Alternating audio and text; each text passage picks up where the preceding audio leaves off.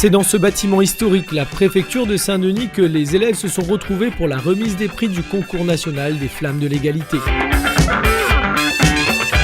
Les thématiques, l'histoire des traites et des captures, sur la vie des esclaves, les luttes pour l'abolition et surtout leur héritage contemporain. On a appris sur les esclaves.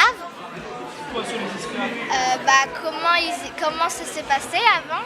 On a parlé d'un esclave noir qui s'appelle Edmond Albius. On a aussi appris qu'aujourd'hui c'est pas fini et qu'il y a encore un peu de racisme.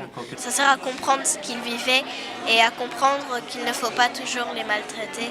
Il ne faut pas les maltraiter. Tout le monde se ressemble et qu'il ne faut pas se maltraiter comme ça parce que tout le monde se ressemble et c'est pas juste à cause d'une couleur de peau qu'on va maltraiter quelqu'un.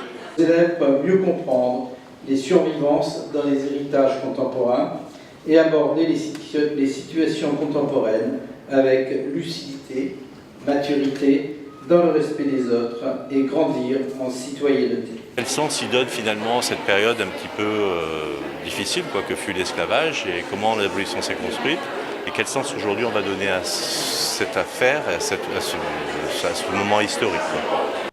Un moment qui va rester gravé dans les mémoires de ces jeunes, surtout cette année festive des 170 ans de la Fête de la Liberté. C'est une année symbolique pour le département parce qu'effectivement nous avons commémoré récemment les 170e anniversaire de l'abolition de l'esclavage et aujourd'hui le département effectivement ouvert tous ses sites. Je parle ici des archives départementales, la bibliothèque départementale, le lazaret, ainsi de suite, et pour que ces jeunes découvrent l'histoire de notre île.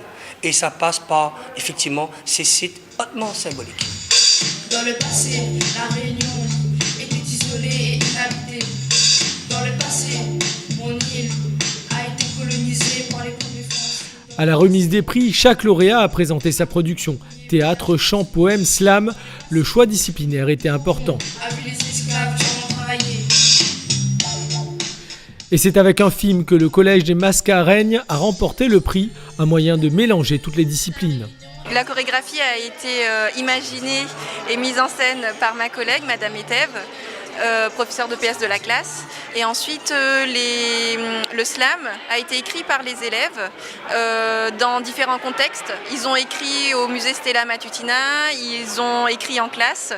Et cela leur permettait véritablement d'être imprégnés finalement de tout le patrimoine historique que l'on a à La Réunion. 300 élèves ont ainsi participé à cette opération. Alors faites attention, il faut que chaque enfant, chaque personne garde en soi une petite flamme d'égalité. Merci. Les meilleurs de toute la France se retrouveront le 10 mai prochain à Paris pour la commémoration officielle de la traite, de l'esclavage et de leur abolition.